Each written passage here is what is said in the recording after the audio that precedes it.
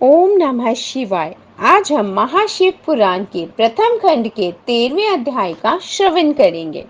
इस अध्याय में ब्रह्मा जी बोले, हे नारद, अब मैं तुम्हें वह वृतांत सुनाता हूँ जिस प्रकार इस मैथुनी सृष्टि की उत्पत्ति हुई। भगवान सदाशिव से शक्ति पाकर मैंने एक पुरुष तथा एक स्त्री को अपने आधे आधे शरीर से उत्पन्न किया। उस पुरुष का नाम स्वयंभू मनु तथा स्त्री का नाम शत्रुपा हुआ। शत्रुपा ने तपस्या द्वारा मनु को पति रूप में प्राप्त किया।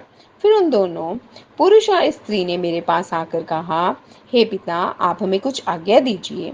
तब मैंने अत्यंत प्रसन्न होकर उन्हें आज्ञा दी, तुम सर्वप्रथम भगवान सदाशिव जी का पूजन करो, तदुपरांत उनकी आज्ञा पाकर सृष्टि उत्पन्न करने का कार्य करो।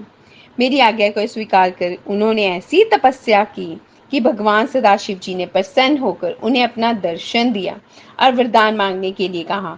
उस समय मनु ने उनकी स्तुति करते हुए कहा, हे प्रभु, अपने मन की इच्छा को आपके सामने प्रकट करना मूर्खता होगी, अतः आप हमारे लिए जो उचित समझे वही करें।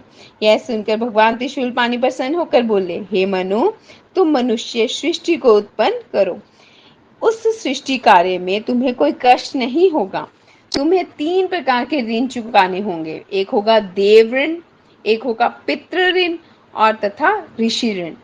इन तीनों ऋणों से उग्रीन होने का उपाय विद्या पढ़ना, संतान उत्पन्न करना और यज्ञ करना है। इतना कहकर शिव जी अंतर्ध्यान हो गए। हे नारद जी, भगवान सदाशिव जी ने इस प्रकार वरदान प्राप्त कर मनु और तथा शत्रुपा मेरे समीप लौट आए और मुझे सब वृतांत कह सुनाया।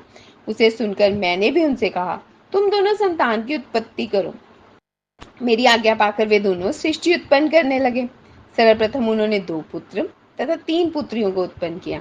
उनमें से एक पुत्र का नाम प्रियवत हुआ, जो कि बहुत प्रसिद्ध हुआ। उसने गृहस्थ आश्रम में प्रवेश करके श्रेष्ठ धर्म का पालन किया। उसकी संतान भी अत्यंत शीलवान हुई। आगे चलकर उसी के वंश में भगवान श्री कृष्ण चंद्र ने अवतार लिया। मनु के दूसरे पुत्र का नाम उतानपाद था। उसके वंश में ध्रुव का जन्म हुआ। ध्रुव के समान योगी भक्त का जन्म हुआ। मनु की पहली पुत्री का नाम अनुमति था। उसका विवाह मेरे पुत्र रुचि नामक मुनि के साथ हुआ। वह पुत्र मुझे अत्यंत प्रिय था। उसके द्वारा यज्ञ और दीक्षा नामक 2 संतानों की उत्पत्ति हुई। मनु की दूसरी पुत्री का नाम देवहूति था। उसका विवाह कदर्भ मुनि के साथ हुआ। उसके गर्भ से भगवान कपिल देव जी ने जन्म दिया। कदर्भ मुनि की कला, अनुसुआ, श्रद्धा, निर्वचा, कर्मागति, शांति, अरुंधति, ख्याति, वृहति, वृहति नामक 10 कन्याएं भी हुई। इनमें से 9 कन्याएं मरीच, अत्रि, अंगिरस, पुलस्त्य, पुलह, कृतु, भृगु, विशिष्ट और अथवर्ण नामक 100 ऋषियों से ब्याही गई। मनु की तीसरी पुत्री का नाम प्रसूति था। उसका विवाह दक्ष के साथ हुआ। उन दोनों से 8 कन्याएं उत्पन्न की। उनमें से दक्ष ने 10 कन्याओं का विवाह धर्मराज के साथ कर दिया। 27 कन्याएं चंद्रमा को दे दी। 13 कन्याएं कश्यप जी को, 4 कन्याएं ताक्षर्य को दे दी। भूत, अंगिरस और कृशाशव को 2-2 कन्याएं ब्याह दी। उनमें सबसे अधिक संतानों की उत्पत्ति हुई। उसी के कुल में हम विष्णु जी तथा शिव जी ने जन्म लिया।